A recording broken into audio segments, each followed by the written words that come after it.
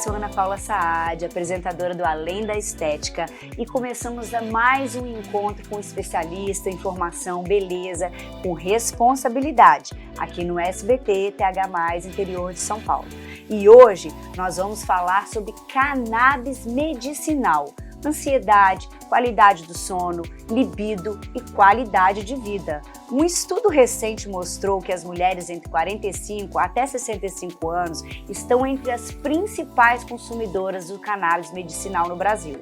Para conversar sobre esse assunto polêmico e esse tema, eu recebo a doutora Aline Ambrósio, ginecologista e sexóloga. Olá. Prazer, doutora, que bom tê-la aqui conosco para desmistificar, né, sobre a cannabis e sobre o que são os benefícios de hoje, como que assim a ciência nos trouxe, né, essa grande fórmula para poder nos ajudar, tanto não só as mulheres de 45 em diante, mas de vários, até criança que eu sei que está tomando cannabis também para ansiedade. Sim, é uma grande ferramenta coadjuvante dos tratamentos de primeira linha. Há uns anos atrás eu fiz uma formação, que é uma formação de especialidade na WeCan, que é uma das maiores plataformas de ensino sobre cannabis medicinal, e eu te asseguro que é uma das coisas mais complexas que eu estudei já na minha vida. E é muito bonito ver a interação de como a natureza, ela faz a correlação com o que a gente já tem dentro do corpo, que nós temos um sistema endocannabinoide. Olha só! A cannabis sativa, que é a planta, ela tem componentes que imitam, que mimetizam o que o nosso próprio sistema endocannabinoide já faz. E atua em todos os sistemas do corpo da gente, desde o sistema nervoso central, atua na saúde sexual, no sono, no humor, no nível de estresse, em tudo. Isso é maravilhoso, isso é maravilhoso. E dentre essas mulheres de 64 anos que têm buscado, né, as mulheres, vamos colocar na maioridade, são as mulheres que têm buscado mais, cada vez mais essa cannabis medicinal, até por conta de libido, ou de falta de sono, de falta de sentir aquele cansaço, né, porque entra também um pouco da pré-menopausa e menopausa, tem um pouco a ver relativo a isso? É que, infelizmente, os estudos que tratam mulheres nessa faixa etária que se encontram na peri e na pós-menopausa, ainda tem o preconceito de um estudo lá do início dos anos 2000, o WHI, que fala que terapia hormonal causa trombose, causa doença e causa câncer, principalmente o câncer de mama. Então ainda existe uma resistência até dentro da própria comunidade médica, por falta de atualização muitas vezes, de entender o quanto a terapia hormonal e a regulação de suplementação, de melhorar o estilo de vida, pode trazer um retardo no envelhecimento que é muito abrupto para nós mulheres. Eu até brinco, né, que a menopausa é quase como um bueiro que abre na nossa frente. Misericórdia, eu que o diga. Todas nós. E às vezes essas mulheres acabaram recorrendo para tratar do mal-estar, dos sintomas da peri e da pós-menopausa para o sistema endocannabinoide para tantas queixas. Sim. Porque o período da peri e da pós-menopausa também vai mexer em todos os sintomas, em todos os sistemas do corpo. Mesmo que você faça a reposição do progesterona, da progesterona, da estradiol, né, de todos a testosterona, mesmo assim ainda vai ter ainda, após todo esse, quem faz, porque tem muitas mulheres que são meio arredias a fazer a reposição, por dar câncer, por dar isso, por dar aquilo, então tem aquelas que falam, eu vou passar por essa, enfrentar de peito aberto. Eu não, eu tô procurando ajuda, graças a Deus. E talvez até a cannabis vai me ajudar. Com certeza. É muito complicado quando a gente não tem um esclarecimento, né, doutora? Exatamente. Um esclarecimento tão, com embasamento, né? É porque quando você fala de cannabis, vem com peso sobre drogas, uso de drogas. Exatamente. E não se trata disso. Todos os estudos científicos que vêm sendo feitos há muitos anos, iniciou inclusive na Alemanha, América Latina, todo esse grupo da WeCan, é um grupo internacional de estudo e de pesquisa. Né? Então os professores são da Europa e América Latina inteira e muitas pessoas daqui do próprio Brasil. Esses estudos são feitos com base na característica da planta. Como é que você combina todos os componentes da planta para ter os efeitos de regular o teu sistema endocannabinoide. E é isso que você já tem, que é uma coisa que tem dentro da gente. E quando você usa de forma recreativa a própria maconha, você não sabe qual é a origem, qual é a concentração de cada componente.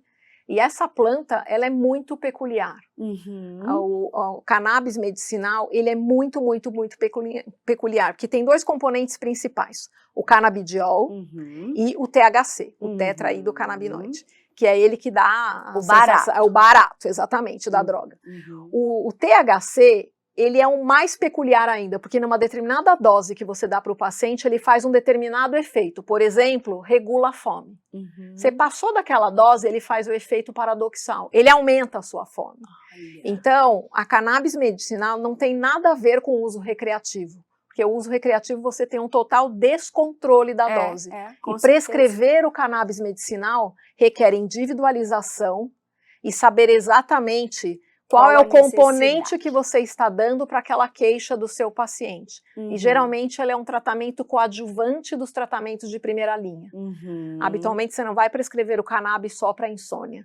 Você vai prescrevê-lo quando o paciente ele esgotou toda o arsenal terapêutico e você vai para um cannabis medicinal. O paciente tem ansiedade, você não vai usar o cannabis como a primeira escolha. Às vezes ele fez tolerância para as outras drogas e aí você pode entrar com o cannabis numa situação de exceção. Que essa faixa de mulheres onde a pesquisa mostrou que cresceu o uso, é porque a nossa população é 20% só das mulheres que recebem terapia hormonal no Brasil. É muito pouco. É muito pouco, então, às vezes elas estão optando pelo uso do cannabis para lidar com alguns sintomas, para calores, porque ele regula um pouco a via do hormônio feminino, do estradiol, em todas as ações dele no sistema nervoso, desde regulação de sono, humor e dos calores também. Isso que é muito interessante. Até falando sobre do sono, né, dificuldade para dormir, se tornam queixas muito comuns hoje em dia, né, tanto entre mulheres quanto homens, não vamos colocar assim num nicho só, a gente está falando de seres humanos, né, e se algo que deixa de ser um pontual e passa a precisar da investigação, existe uma investigação maior com relação aos homens e às mulheres, ou a investigação, ou a entrevista que você faz com o paciente, ela é a mesma, as queixas são as mesmas, porque nós sabemos que os hormônios masculinos e femininos também são diferentes, as dosagens são diferentes. Então, quando eu faço basicamente o atendimento de mulher, a não ser na área de terapia sexual que eu atendo os homens também, mas para queixa de insônia, é a mesma investigação, polissonografia, descobrir se essa pessoa tem, além da insônia, síndrome de pernas inquietas, se ela tem a apneia do sono, que são doenças que levam a má qualidade do sono. E o sono é um dos principais pilares de saúde. Com certeza. Andando ao lado do bem-estar de atividade física, 150 minutos por semana, alimentação balanceada e ter saúde mental. Que é o mais importante e muito difícil no dia de hoje. E muito negligenciado. Agora, falando na parte do libido, associada à baixa do libido apenas na vida sexual, mas ela também pode indicar desequilíbrios emocionais, hormonais e até excesso de estresse. Isso existe mesmo? Então, é fato? Quando a gente fala dessa energia de vida, que é a sexualidade, sempre a gente precisa ter um olhar ampliado, compreendendo os parâmetros biológicos, que aí a gente está olhando a parte hormonal, sistema endocannabinoide, você precisa olhar também o psicorrelacional. E os tabus que envolvem a educação, a criação dessa pessoa. Sim. A sexualidade está muito voltada desde a infância, como foi introduzida a sexualidade, como foi apresentada, né? Se teve educação sexual na família ou não. Eu acho que não teve, porque a gente ainda não tem, né? Eu acho que no século XX, 21, 2026, eu acho que ainda é muito tabu, ainda existe muito segredo sobre o sexo, muita vergonha, né? De falar sobre o sexo. Uma coisa que é tão natural e que é necessária até para o nosso bem-estar, né? Mas recorrendo rapidamente às medicações suplementares e preventivas, existe um limite entre essa prevenção saudável e o excesso em intervenções que acabam atrapalhando o próprio organismo? Hoje está muito em voga essas clínicas de injetáveis, né? Onde as pessoas vão e tomam excesso de vitaminas, de suplementos. Sim. Isso tem que ser um tratamento individualizado. Eu sou uma pessoa que adora estudar, então eu olho todas as áreas que você pode estar contemplando e trazendo, agregando para a saúde da mulher no consultório. Todos os exames, né, fazendo toda uma coisa mais... Você precisa fazer a suplementação do que essa mulher não está mais absorvendo, do que essa mulher não está conseguindo obter na dieta dela. Hoje, por exemplo, quase todo mundo tem deficiência de vitamina B12, porque o nosso solo está pobre em B12 pela monocultura. Hoje, quase todo mundo tem deficiência de vitamina D, que é quase considerado um hormônio. Ele é importante para o osso, é importante para o cérebro, é importante para a imunidade. E ressaltando que temos que tomar vitamina D, mas também temos que tomar um pouquinho de sol, porque isso também ela não faz efeito. Exatamente. Né? Então as pessoas acharam, mas eu estou suplementando, não está fazendo efeito, ainda está baixo. Toma 15 minutinhos, pega um livro, dá uma volta no jardim, dá uma volta no quarteirão, um pouquinho de sol com protetor não vai te fazer mal.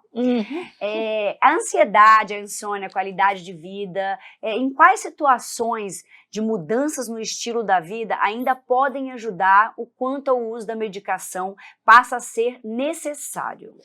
Bom, a gente sempre começa mexendo nos pilares de saúde. Então, atividade física, ela realmente tem estudos, tem que entrar, porque regula desde doença cardiovascular até saúde mental. Eu bato na tecla, principalmente das mulheres nessa faixa etária que você comentou, que essas mulheres estão multitarefa.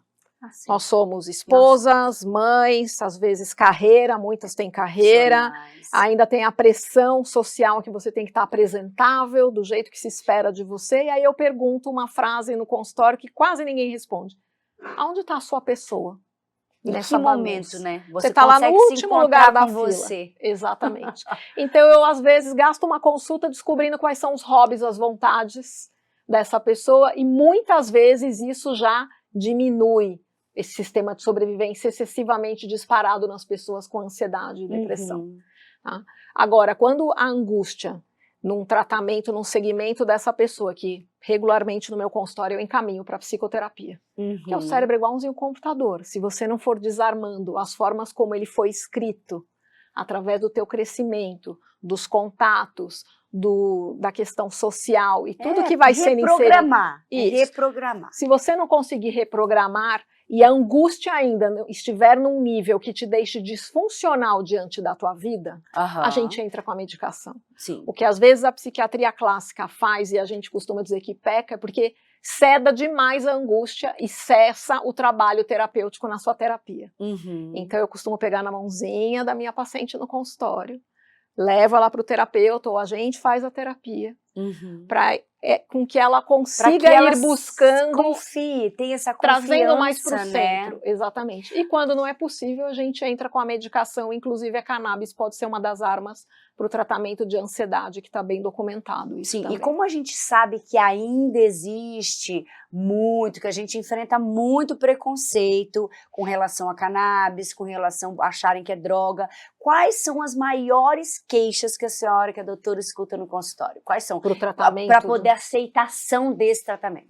Então, eu costumo ter uma facilidade de derrubar essas dificuldades do cliente. Porque quando você traz a informação, né, e traz a informação documentada, não tem argumento melhor do que trazer o que a ciência está dizendo. Não é a doutora Aline que está falando. Sem dúvida, sem dúvida. São estudos de fora. São estudos de fora, estudos do Brasil. De médicos gabaritados, cientistas gabaritados. E tem feito resultado. Tem. Né? Se há comprovação de resultados enormes. E a maior quebra de enormes. argumento é dizer que ele está mexendo num sistema que está dentro de você. Que ele não está colocando que nada com dose que tá controlada. Fora. Exatamente, que ele está sendo prescrito para aquilo que você precisa. E claro, vendo os efeitos, se você se sente bem, se você se adapta, se tem que diminuir, se tem que aumentar, isso é um acompanhamento médico. Doutora, muito obrigada, eu fiquei muito feliz, eu tenho certeza que tanto quanto eu, fiquei muito mais aberta, né? Inclusive quero experimentar, porque estou nessa fase de perimenopausa. Gostaria de pedir que a doutora deixasse os seus contatos, né, de redes sociais, para que as pessoas pudessem entrar em contato, marcar uma consulta, marcar um papo, até te mandar um direct. Doutora, eu vi sua entrevista, eu gostaria de saber um pouco mais, porque realmente é um assunto mais delicado por se tratar de um derivado de uma droga. Então as pessoas têm muito esse tabu ainda. Então, por gentileza, obrigada mais uma vez e deixe suas redes sociais. Eu que agradeço. Eu atendo em São Paulo, no Einstein Morumbi, aqui na região de Moema também. E o meu Instagram é @doutora.alineambrosio. Aí eu fico à disposição para responder as perguntas da audiência. Muito obrigada. Queridos, eu sou Ana Paula Saad, estou aqui, apresentadora do Além da Estética, e foi um papo maravilhoso com a doutora Aline Ambrosio. Ficamos para um próximo programa aqui no SBT TH+, interior de São Paulo. Nos vemos em breve.